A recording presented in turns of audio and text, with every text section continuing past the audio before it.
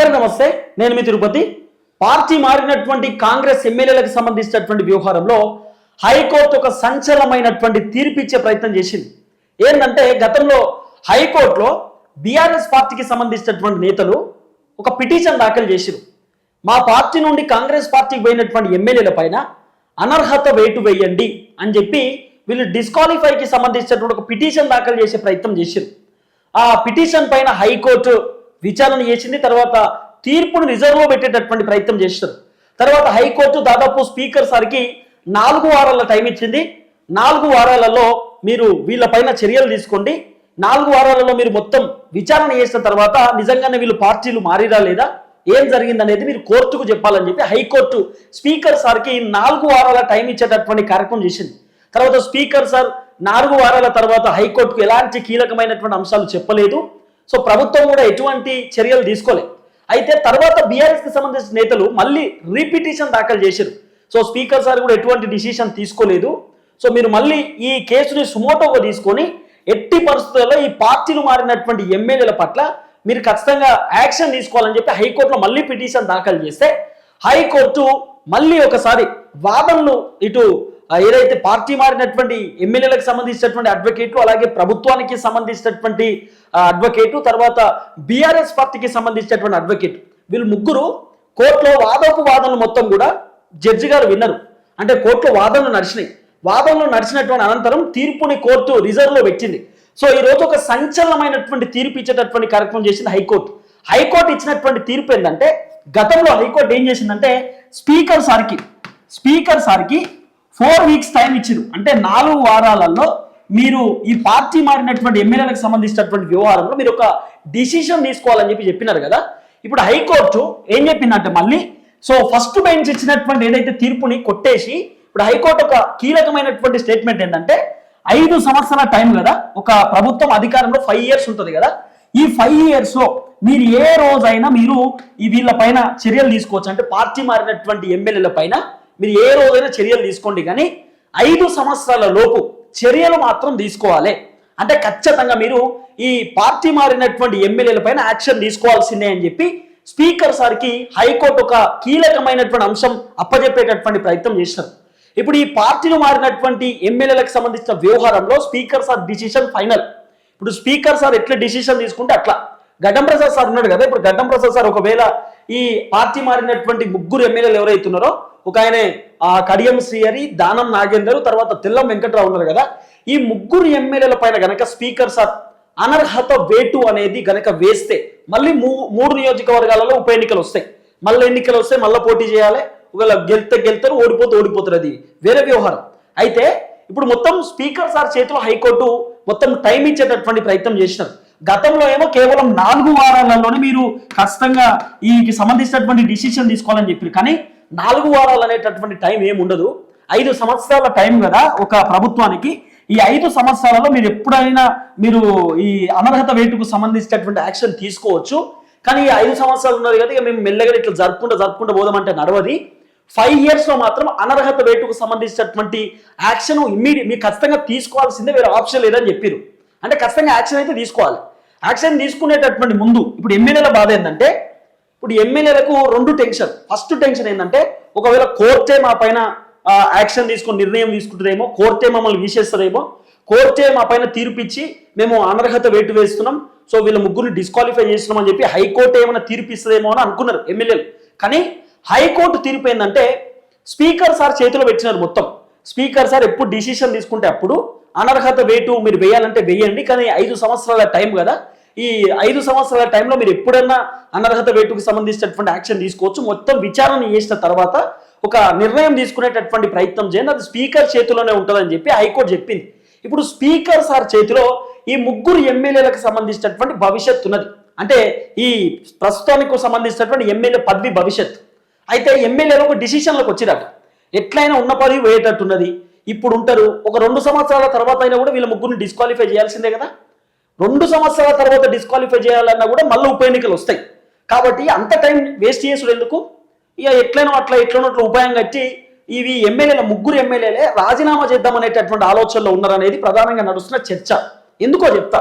ఇంకా 4 ఇయర్స్ ఉన్నది టైం, కాంగ్రెస్ పార్టీకి సంబంధించినటువంటి టైం ఇంకా 4 ఇయర్స్. ఆల్రెడీ ఒక సంవత్సరం పూర్తయిపోయింది, 1 year పూర్తయిపోయింది. ఇప్పుడు వచ్చే నెల డిసెంబరు 9వ తారీఖు వస్తే సంవత్సర పరిపాలన పూర్తవుతుంది కదా, ఇంకా 4 సంవత్సరాల టైం ఉంది. ఒకవేళ ఈ 3 సంవత్సరాలు ఇట్లనే గడుచుకుంటూ పోయి 1 సంవత్సరం ఉన్నదన్నప్పుడు కాంగ్రెస్ పార్టీకి సంబంధించినటువంటి నేతలు గనక, అంటే స్పీకర్ సార్ గనక ఈ 3 ఎమ్మెల్యేల పైన అనర్హత వేటు వేస్తే, ఒకవేళ డిస్క్వాలిఫై చేస్తే ఇంకా 1 year పాలన మిగిలి ఉంటుంది కదా. ఈ 1 year పాలనలో ఉప ఎన్నికలు వస్తాయి. మళ్ళా ఉప ఎన్నికలు వస్తే మళ్ళీ పోటీ చేయాలి, మళ్ళీ గెలవాలి. సేమ్ ఇప్పుడు మునుగోడుకు సంబంధించినటువంటి ఎమ్మెల్యే గతంలో రాజగోపాల్ రెడ్డి కాంగ్రెస్ కి రాజీనామా చేసి బీజేపీ నుండి పోటీ చేసింది కదా, వీళ్ళ పరిస్థితి కూడా అట్నే ఉంటుంది. కాబట్టి ఎప్పుడైనా కూడా అనర్హత వేటు వేయాల్సిందే కదా, వేరే ఆప్షన్ లేదు. కాబట్టి ఇప్పుడు ఏం చేయాలా, ఇప్పుడే రాజీనామా చేస్తే అయిపోతుంది కదా. ఇప్పుడే రాజీనామా చేసి సందులో వందు ఇప్పుడే మళ్ళీ మనం పోటీ చేద్దాము, వేరే ఆప్షన్ అయితే లేదు కదా. ఎట్లయినా డిస్క్వాలిఫై, వేరే ఆప్షన్ అయితే లేదు. ఇప్పుడు ఎమ్మెల్యేలకు మేము డిస్క్వాలిఫై కాదు, మేము బీఆర్ఎస్ పార్టీకి సంబంధించిన ఎమ్మెల్యేలే, మేము పార్టీలు మారలేదు అనేటటువంటి వ్యవహారం అయితే లేదు కదా. ఎందుకంటే కడియం శ్రీహరి ఆల్రెడీ ఈ పార్టీకి సంబంధించి, అంటే ఆ కాంగ్రెస్ పార్టీకి సంబంధించినటువంటి అధికారిక మీటింగ్లకు పోతున్నాడు, కాంగ్రెస్ పార్టీకి సంబంధించినటువంటి ఆ మీటింగ్స్లకు అటెండ్ అవుతున్నాడు, కాంగ్రెస్ పార్టీకి సంబంధించినటువంటి పబ్లిక్ మీటింగ్స్లకు లేకపోతే వేరే వేరే పార్టీ వ్యవహారాలకు ఆయన చాలా గట్టిగా అటెండ్ అవుతుండు. కాంగ్రెస్ పార్టీ కండవ కప్పుకొని కూడా ఆయన గట్టిగానే ప్రచారాలు చేసిండు. రేవంత్ రెడ్డికి సంబంధించిన క్యాబినెట్ లో కూడా కడియం శ్రీహరి పాల్గొంటున్నాడు. ఇక తెల్లం వెంకట్రావు కొద్దిగా దూరం ఉంటున్నాడు.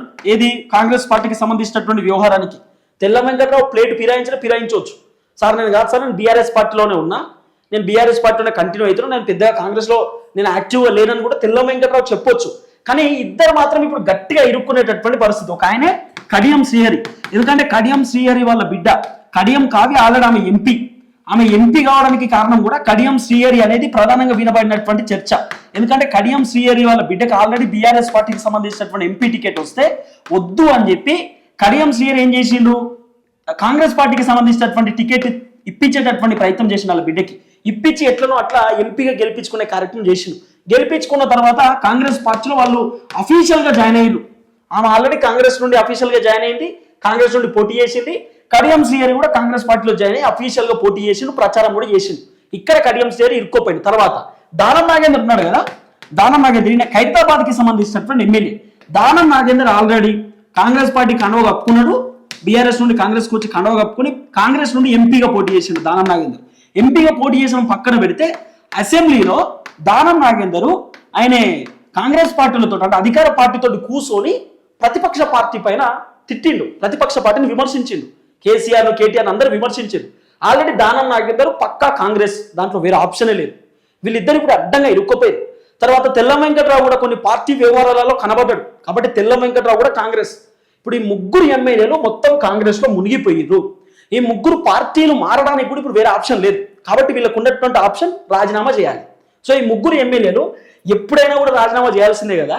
కాబట్టి ఇప్పుడే రాజీనామా చేసి మళ్ళీ పోటీ చేద్దాం, ఒక పని అయిపోతుంది.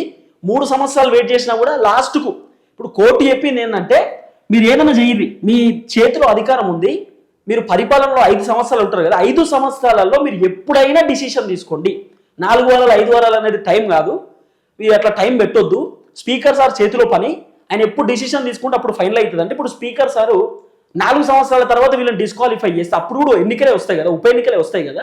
అదేందో ఇప్పుడే ఉప ఎన్నికలు పెట్టుకుంటే అయిపోతుంది కదా అనే ఆలోచనలో ప్రభుత్వం ఉందనేది ప్రధానంగా నడుస్తున్న చర్చ. కాబట్టి ఈ 3 కాంగ్రెస్ పార్టీకి సంబంధించినటువంటి ఎమ్మెల్యేలు వాళ్ళు పార్టీకి రాజీనామా చేసి మళ్ళీ కాంగ్రెస్ పార్టీ నుండి ఎమ్మెల్యేగా పోటీ చేయడానికి రెడీగా ఉన్నారు అనేది వినబడుతున్నటువంటి వ్యవహారం. అంటే సేమ్ హుజరాబాద్ కి సంబంధించినటువంటి ఎన్నికలు మీరు చూసారు కదా, ఈటల రాజేందర్ ఆయన బీఆర్ఎస్ పార్టీలో ఉండే, బీఆర్ఎస్ పార్టీలో ఉన్నటువంటి ఈటల రాజేందర్ తర్వాత బీజేపీ నుండి పోటీ చేసిండు. నాకు ఈ బీఆర్ఎస్ పార్టీ వద్దని చెప్పి మినిస్టర్ పదవికి రాజీనామా చేసిండు, ఎమ్మెల్యే పదవికి రాజీనామా చేసిండు. తర్వాత ఆయన బీజేపీలోకి వెళ్ళి ఫ్రెష్ గా పోటీ చేసిండు. సేమ్ ఎవరు ఈయన కూడా రాజగోపాల్ రెడ్డి కూడా ఆయన కాంగ్రెస్ లో ఉన్నాడు కదా, నా కాంగ్రెస్ పార్టీ వద్దని కాంగ్రెస్ పార్టీకి రాజీనామా చేసిండు, కాంగ్రెస్ పార్టీ ఎమ్మెల్యే పదవికి రాజీనామా చేసి బీజేపీ నుండి ఎమ్మెల్యేగా పోటీ చేసిండు ఫ్రెష్. కాబట్టి వీళ్ళు కూడా అంతే. అయితే అసలు బీఆర్ఎస్ పార్టీల వాదన ఏంది చెప్పనా, బీఆర్ఎస్ పార్టీల బాధ ఏంటంటే వీళ్ళు బీఆర్ఎస్ పార్టీ చెప్తున్నారు క్లారిటీతో, బీఆర్ఎస్ పార్టీ కార్, తర్వాత బీఫామ్ టికెట్. ఇగో వాళ్ళు ఏం చెప్తారంటే ఒక ఎమ్మెల్యే గెలిచిండంటే ఫస్ట్ మా బీఆర్ఎస్ పార్టీ పైన గెలిచిండు, మా కారు గుర్తు పైన గెలిచిండు, మేము బీఫామ్ ఇస్తే గెలిచిండు, మేము టికెట్ ఇస్తే గెలిచిండు. గివి పార్టీ టికెట్ ఇస్తేనే ఎమ్మెల్యే గెలుతారు కదా, మళ్ళీ పార్టీ కారు గుర్తుపైన ఎమ్మెల్యే గెలిచింది కదా, మళ్ళీ మేము బీఫామ్ ఇస్తేనే ఎమ్మెల్యే గెలిచింది కదా. మరి మా పార్టీలో గెలిచినటువంటి ఎమ్మెల్యే మా పార్టీలో ఉండకుండా మా పార్టీలో గెలిచినటువంటి ఎమ్మెల్యే పదవి తీసుకుపోయి కాంగ్రెస్ పార్టీలో ఎట్లా అనుభవిస్తాడు? మా పార్టీ నచ్చనప్పుడు మా పార్టీకి రాజీనామా చేసినట్టు మా పార్టీకి సంబంధించిన ఎమ్మెల్యే పదవి కూడా రాజీనామా చేయాలి కదా. నువ్వు గెలిచింది మా పార్టీలోకి వెళ్ళే కదా, మా పదవికి రాజీనామా చేయి, కాంగ్రెస్లో పోయి మళ్ళీ పోటీ చేయి. మేము కొత్త అభ్యర్థులను పెట్టుకుంటాం, బీఆర్ఎస్లోకి వెళ్ళి కాంగ్రెస్ నుండి నువ్వు పోటీ చేయి. ఇప్పుడు కడియం శ్రీహరి వీళ్ళందరినీ అదే అంటారు. కడియం శ్రీహరి గతంలో బీఆర్ఎస్ నుండి పోటీ చేసి గెలిచిండు, బీఆర్ఎస్ నచ్చలే, బీఆర్ఎస్కి రాజీనామా చేసిండు. బీఆర్ఎస్కి రాజీనామా చేసినట్టు నీ ఎమ్మెల్యే పదవి కూడా రాజీనామా చేయి. నువ్వు గెలిచింది బీఆర్ఎస్ అనే కదా, నీ కాంగ్రెస్ ఇష్టం కాబట్టి కాంగ్రెస్కి వెళ్ళి పోటీ చేయి. బీఆర్ఎస్ నుండి కొత్తని పెట్టుకుంటారు, వాళ్ళు తాటికొండ రాజేనో ఇంకొని పెట్టుకొని గెలిపించుకుంటారు. వీళ్ళు చెప్పేది ఇదే. కాబట్టి అనర్హత వేటు వేయాల్సిందే అని చెప్పి బీఆర్ఎస్ పార్టీకి సంబంధించిన నేతల డిమాండ్. అయితే ఈ ముగ్గురు ఎమ్మెల్యేలు ఇట్లయితే పాపం మిగిలినటువంటి ఆ 7 ఎమ్మెల్యేలు కూడా ఇప్పుడు అడ్డంగా ఇరుక్కుపోయేటటువంటి పరిస్థితి. ఆల్రెడీ ముగ్గురు ఎమ్మెల్యేల పైన హైకోర్టు ఒక డిసిషన్కి వచ్చింది. ఎప్పుడైనా మీరు అనర్హత వేటు వేయొచ్చు, పెద్ద ఇబ్బంది లేదు. 5 సంవత్సరాల్లో డిసిషన్ మాత్రం తీసుకోవాలి, 5 సంవత్సరాలలో వాళ్ళపైన యాక్షన్ మాత్రం తీసుకోవాలి, తీసుకోకుండా అయితే ఉండొద్దు, ఎప్పుడైనా తీసుకోండి మీ ఇష్టం అని చెప్పి హైకోర్టు చెప్పింది స్పీకర్ సార్కి. కానీ ఇప్పుడు బీఆర్ఎస్ నేతలు మళ్ళీ ఏం చేస్తున్నారు తెలుసా? ఈ 7 ఎమ్మెల్యేల పైన కూడా ఇప్పుడు పిటిషన్ దాఖలు చేస్తున్నారు. 7 ఎమ్మెల్యేల పైన కూడా, ముగ్గురుది అయిపోయింది, మొత్తం 10 మంది వేరు బీఆర్ఎస్లోకి వెళ్ళి కాంగ్రెస్లకు. ఇప్పుడు ఈ 7 ఎమ్మెల్యేల పైన కూడా మళ్ళీ పిటిషన్ దాఖలు చేస్తున్నారు. అంటే ఈ లెక్క చెప్తే దాదాపు ఇప్పుడు ఈ 3 ఎమ్మెల్యేలు రాజీనామా చేయడానికి రెడీగా ఉన్నారు. ఈ 7 ఎమ్మెల్యేలే ఎట్లనో అట్లా కొంత సేఫ్ జోన్లో కనబడుతున్నారు. అంటే 7 ఎమ్మెల్యేల పైన ఇప్పుడు ఈ మధ్య కాలంలో మళ్ళీ వీళ్ళు పిటిషన్ వేయడానికి రెడీగా ఉన్నారు. కాబట్టి ఈ 3 ఎమ్మెల్యేలు కాంగ్రెస్ పార్టీకి ఇప్పుడు రాజీనామా చేసి మళ్ళా పోటీ చేయడానికి ఇప్పుడు మళ్ళీ ఉప ఎన్నికలకు సిద్ధంగా ఉన్నారు అనేది ప్రధానంగా వినబడుతున్న చర్చ. ఆల్రెడీ ఇల్లు గాలిలోనికి ఇంకెక్కడ కథ ఉంటుంది? ఇప్పుడు నీళ్ళలో దునికిరే నాకు నీళ్ళు మొత్తం సలి పెడుతుందంటే ఎట్లా? ఇక నీళ్ళలోనే ఉండాలి, మీరు దునికిందే సలి పెట్టాలని చెప్పి. ఇక సలి పెట్టకుంటే ఏమవుతుంది? నీళ్ళలో దునికినాక సలి ఎక్కడది అన్నట్టు. ఈత రానోడు కూడా నీళ్ళలో దునుకుతాడు, ఉత్తగానే ఒడ్డుకుంటాడు. ఇప్పుడు ఒడ్డుకు లేరు, నీళ్ళలో లేరు, వీళ్ళు ఏం చేయాలో అర్థం కాని పరిస్థితుల్లో ఉన్నారు. ముందు పోతే ఇంకోటి, వెనుక పోతే ఇంకోటి ఉంటుంది, గొయ్యి అని ఉంటుంది కదా, వీళ్ళ పరిస్థితి అట్లుంది. ఇప్పుడు ఎప్పుడైనా కూడా అనర్హత వేటు పడాల్సిందే, అదేమో ఇప్పుడే పడితే అయిపోతుంది కదా అనేటటువంటి ఆలోచనతో ఈ ఎమ్మెల్యేలు ఉన్నారు అనేది ప్రధానంగా వినబడుతున్న చర్చ. కాబట్టి దాదాపు 3 ఎమ్మెల్యేలు ఇప్పుడు రాజీనామా టెన్షన్తో ఉన్నారు అనేది కొంత వినబడుతున్నటువంటి వ్యవహారం. సో చూడాలి ఏం జరగబోతుంది.